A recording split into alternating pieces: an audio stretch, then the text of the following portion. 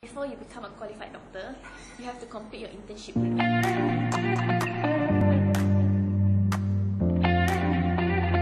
Memang tak, untuk saya cakap tak adalah semua orang adalah doktor. Tak kira lah macam mana pun semua tu adalah doktor. Betul. So kalau Afla boleh explain sikit perbezaan antara semua tu macam mana?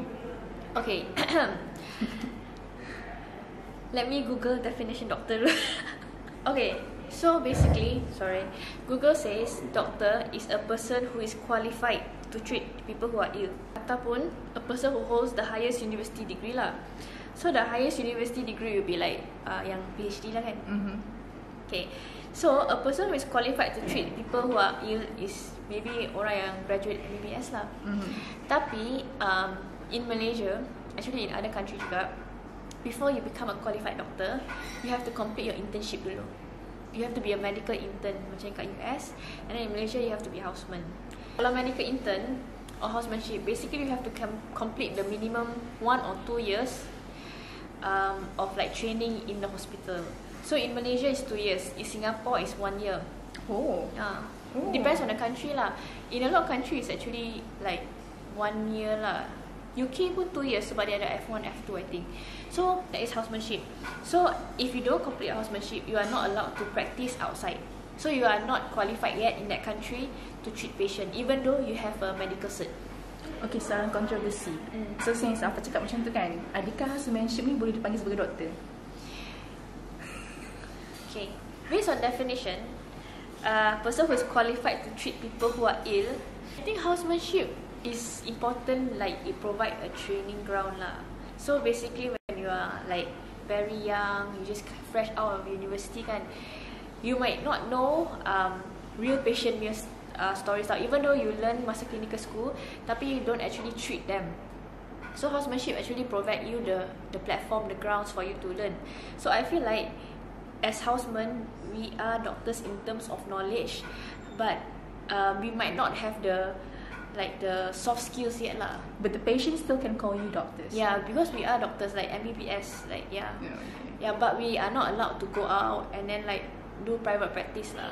So kalau we tak complete housemanship of 2 years, actually it's better if we don't go out lah, because what we learn as houseman is a lot different than medical school. Okay, just like another question, so it just come up my mind just now. Okay. So if let's say kalau kita pergi travel, you travel in a plane, and then lepas tu tiba-tiba dalam plane tu ada emergency. So someone say like, ada doktor tak dekat sini? So are you allowed to treat that person? Actually as kan, a doctor? When we graduate, we actually have to do something called a Hippocratic Oath. So to treat people lah, basically like when the time comes, we have to treat a patient. So actually, once you complete your MBBS, right, it's your duty to treat a patient. Yeah, I mean in that circumstances, you don't get money from it, apa kan? You don't go out and then treat people and then you get paid. This is between life and death. Even orang daripada St. John Ambulance ke, orang daripada apa lagi? Red Cross dulu, baru St. John, okay? They will have to, when there's emergency, they will have to volunteer and do it. So for us also, we have to do that. Any life-saving procedure also we have to do it first. Tapi why we have housemanship is like I said, dia provide experience. We are still doctors, but we cannot go out into private practice. So in terms of you nak dapat as orang kata title doktor yang maksudnya untuk bekerja tu tak boleh lah. Sebab imagine lah kalau orang jadi engineer and other field pun, they also have interns. Tapi as medical student, we actually don't have intern during university time. We have like attachment. We have so we attach, tapi we are not interning. So kalau like other professions kan, normally they will have intern. So that's what makes them different than us lah. So bila dia keluar, dia boleh start their job immediately, but we can't. So yeah. So our intern is our housemanship. Okay. So akan ada tempoh dalam masa 2 tahun lagi lah sebelum Afla nak habiskan sebagai housemanship ni. So appreciate doctors. Ada kemungkinan tak, kita minta jawabkan dalam tersempat, ada kemungkinan tak housemanship ni boleh dipanjangkan lagi? Kalau let's say kalau macam you're not doktor, mungkin doktor yang supervisor cakap, okay, you still ada lagi kelemahan gini-gini, so we're going to prolong. So yes, every internship pun dia ada extension. And actually for doctors kan,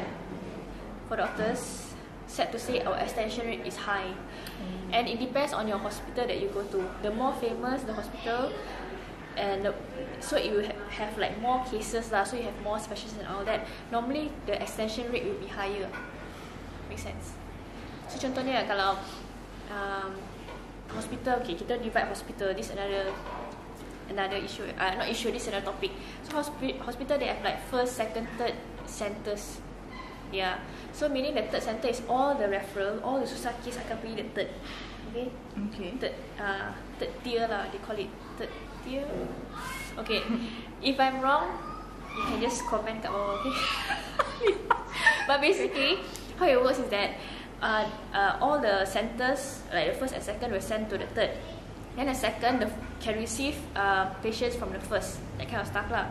So basically, those at the third level punya kan, they will have a lot of patients, and also at the same time they have a lot of housemen to actually to compensate for the amount of patients yang ada.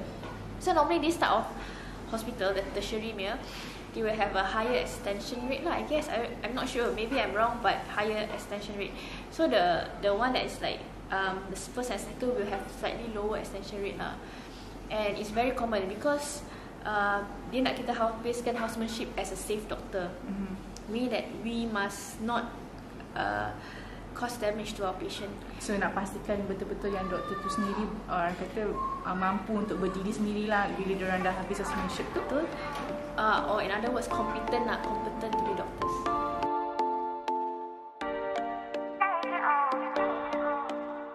Kita akan rasa susah sangat, penat sangat. Apa yang kita belajar semua macam tak keluar.